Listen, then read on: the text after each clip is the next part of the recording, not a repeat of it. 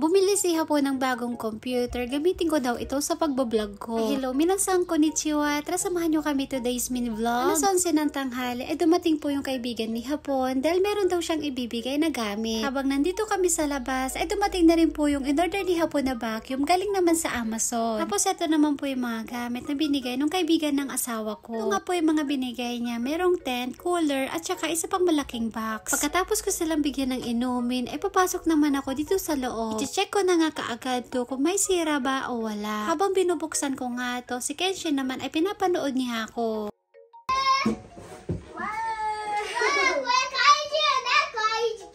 Ang akala nga ni Kenshin ay laruan niya tong binubuksan ko. Sabi nga ng asawa ko ay check ko na daw to kaagad para makita namin kung may sira ba o wala. Para kapag merong sira ay babalik daw niya. Pagkatapos ko namang i-check ay nassemble ko na rin. Ito nga po palang vacuum ay Butchure o Butcher yung brand niya. Hindi ko po alam kung tama ba yung pagkabigkas ko mga auntie. Pagkatapos ko ma-check, dito naman namin ilalagay sa tabi ng hagdanan. Tinulungan na nga ako dito ng asawa ko at naglagay nga siya ng double-sided tape. Kaya nga po pala bumili si Hapon nito dahil yung luma naming vacuum ay medyo sira na. Magana pa naman, kaso nga lang ay sira na yung mga ibang parts niya. Kaya minsan kapag naglilinis ako ay hindi ko po minsan ginagamit yung vacuum namin. Pero ako minsan, mas gusto ko munang winawalis bago ko bina-vacuum. Para nakukuha ko kasi lahat ng kalat kapag winawalis ko muna. Bilang isang housewife ay natutuwa talaga ako kapag merong bagong gamit dito sa bahay namin. Ewan ko ba, habang nagkakaedad kasi tayo, ay nag-iiba na yung gusto natin. And fast forward na nga po, kakatapos lang namin maligo ni Kenshi. Nagaya po kasi si Hapon na maligo daw kami sa pool. Bago kami pumunta, ay naligo na muna kami dito sa bahay. Doon po kasi sa pool na pupuntahan namin, ay bawal pong gumamit ng shampoo, conditioner, o kaya naman sabon. Kaya bago po kami umalis, ay naligo muna kami. Pagkatapos ko maligo, ay nag-blower muna ako ng buhok. Hindi po kasi ako lumalabas ng bahay namin kapag basa po yung buhok ko. And fast forward na nga po, pagkatapos ni Hapon dun sa post office, ay umalis na rin po kami kaagad. Nag-withdraw nga po si Hapon ng pera niya at pinakita niya sa akin tong bagong pera ng Japan. Ito nga po palang hawak ko ay 1,000 yen. Ang katumbas po ngayon nito sa peso ay nasa 370 pesos. Depende po yan sa palitan. Yung nasa taas po, yan po yung dating design. At yung bagong design na kakalabas lang, ay yan po yung nasa baba. Sinabi ko nga kay Hapon na sa akin na lang yung 1,000 yen niya. Bait naman si Hapon mga auntie at binigay naman niya sa akin. Kaya next time naman ay yung iabot na sa akin ni Hapon ay yung bagong isang lapad. Charot lang!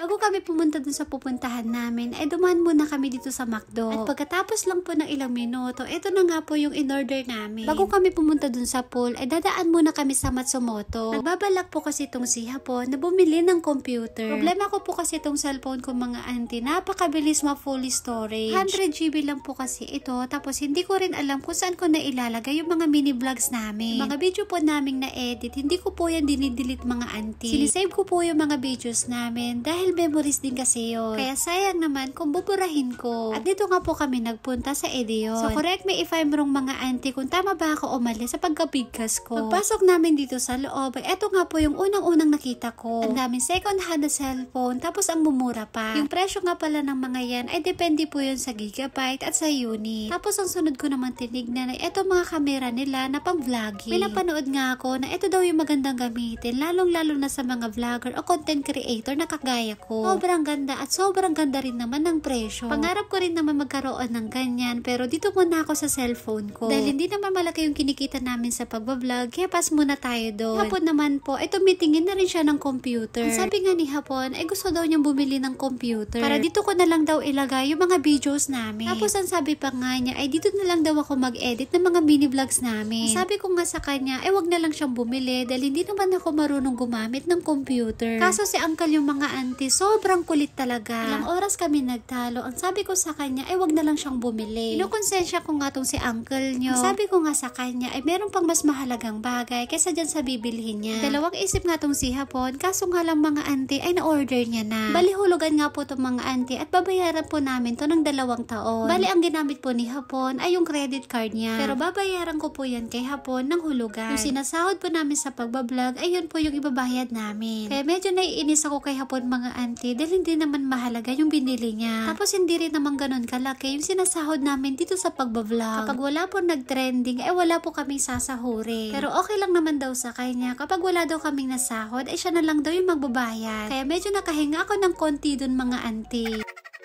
Pero alam nyo po, sa totoo lang, napakaswerte ko po dito kay Hapon. Dahil sinusuportahan niya ako sa mga bagay na gusto ko. Kagaya ng pagbablog at mga bagay na nagpapasaya sa akin. Kapag nahirapan ako, ay nandyan naman siya para tulungan ako. Bali, hindi ko na nga po pala na-videohan, ay nag-swimming po kami kanina sa Lala Matsumoto. Bago po kami umuwi ng bahay, ay dumaan muna kami dito sa Hotomoto. Dahil anong oras na kami nakauwi, kaya hindi na ako makakapagluto ng hapunan namin. Kaya ang sabi po ni Hapon, ay dito na lang kami bumili ng pagkain namin. Mura nga lang pala yung binibenta nila dito, at ang kagandahan pa niyan mga auntie ay bagong luto. At pagkatapos ng ilang minutong paghihintay, ay luto na nga itong in-order namin. At fast forward na nga po, pagkatapos po ng ilang minutong biyahe, ay nakarating na po kami dito sa bahay. Tinanggal na nga rin ni Hapon yung lumang computer niya. Yung dati po niyang pasokon ay Windows 8. Andito nga po pala kami ngayon sa mismong kwarto namin sa second floor. Tinutulungan ko nga po itong si Hapon habang sineset up niya yung computer. Sa susunod po na linggo, ay lilipat na po kami dito sa second floor. Ito nga po pala yung binili ni Hapon, set na po yan. Kasama na po dyan yung PC, monitor at yung keyboard. Windows 11 nga ito po ata yung bagong version. Pagkatapos naman naming maligo, ay kumain na rin po kami ng hapunan. Ito nga po pala yung binili namin sa Hotomoto kanina. Pagkatapos naman po namin kumain, ay nagplansya naman ako ng uniform ni Hapon. May pasok po kasi si uncle yung kinabukasan, kaya kailangan kong plansyahin tong pantalon at damit niya. Ginamit ko na nga rin tong bagong plansya na binili namin ni Hapon sa Don Quijote. Maganda naman po siyang gamitin, hindi po siya magaspang. Dati po kasi naming plansya ay medyo magaspang. Siguro dahil luma na, kaya medyo hindi na siya magandang gamitin. Isang pares nga lang pala tong plinansya ko. Tapos yung iba naman po ay sa susunod na araw naman. Yun lang po, at dito na po natatapos ang aming mini vlog. Maraming salamat po. Thank you for watching. Sayonara and bye bye! Paalam!